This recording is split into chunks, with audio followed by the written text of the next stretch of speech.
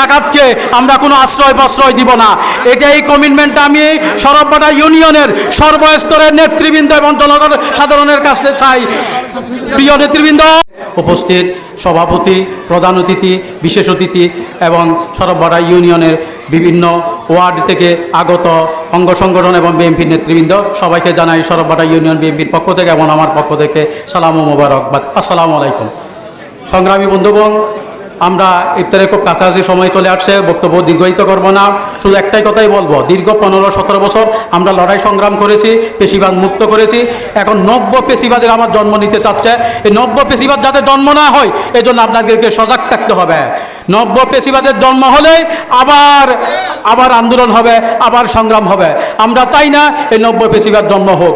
সংগ্রামী বন্ধুগণ, আমার এই যে সরবপাড়াতে এখানে যাতে কোনো রকমের অন্যায় অত্যাচার যাতে না হয়, এজন্য সবাইকে সজাগ থাকার জন্য আমি বিনীত আহ্বান জানিয়ে আমার বক্তব্য শেষ করছি।